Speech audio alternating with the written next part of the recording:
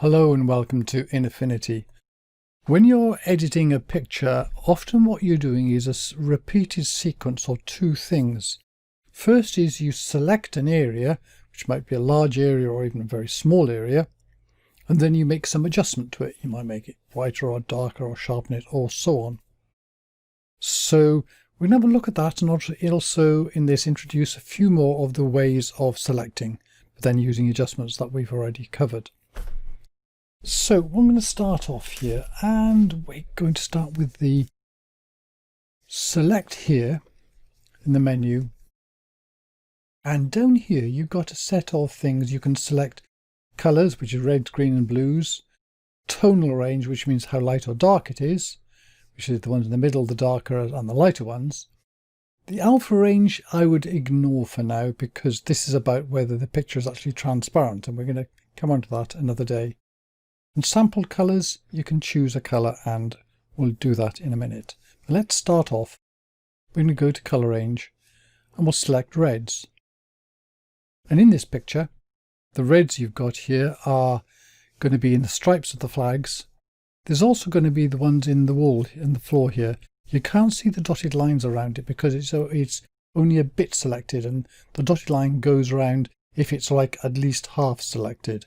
But it will have an effect, as we'll see. Then we're going to take one of our adjustments here. Well, let's take curves.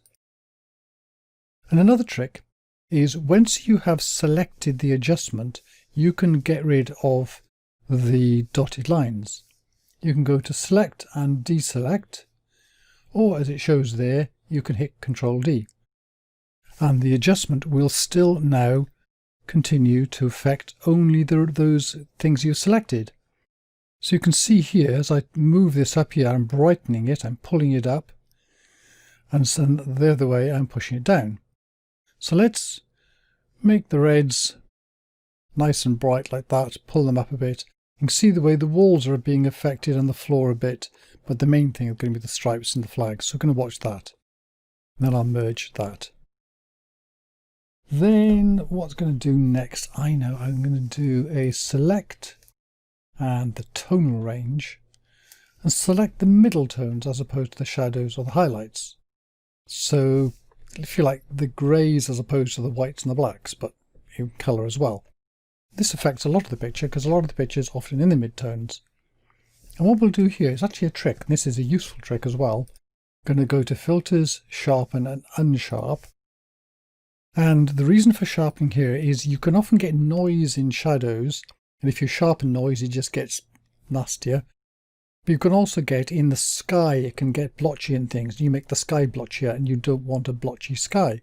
So if you sharpen just the middle tones, so select the midtones first and then sharpen, you'll often avoid some of the problems you can get with sharpening. So also now that we've selected this, we can select and deselect so we can see what we're actually doing. And then we move these around here, and typically you start off the radius round about 1. Hit the factor here, move it up and down until you see what you like. And often with this, it's good to zoom right into it. So I'm holding down the control key and rolling the mouse wheel so I can look right into this.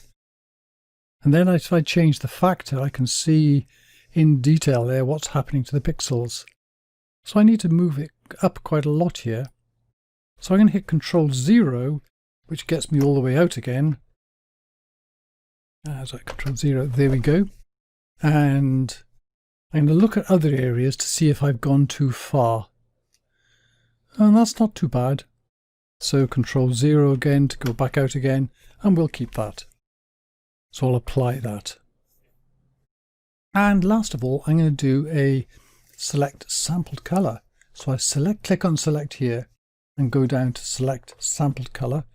This means I can click on any part of the picture and it will pick all the colors which are the same or similar to the one being selected.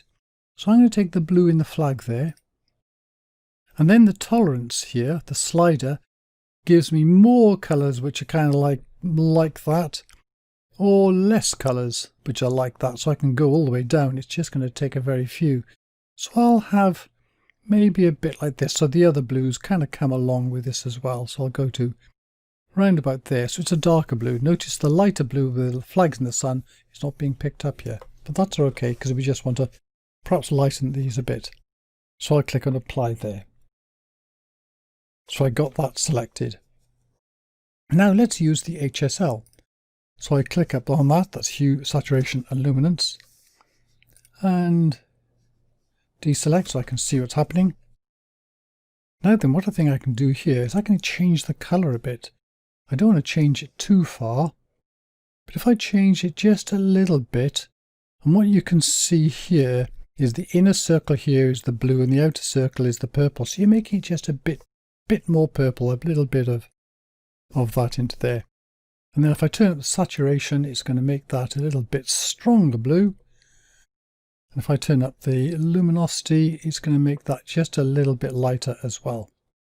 So there we go. We have done 3 different ways of selecting and doing an adjustment with it. And it's the pattern that's important. Select, then adjust, select, then adjust, select, then adjust. So I click merge on that. And I've got my new picture. I can also got my history tab here. I can slide backwards to the beginning and then forwards to the end and see what I've done before and after. Anyway, that's it, and thank you very much for watching.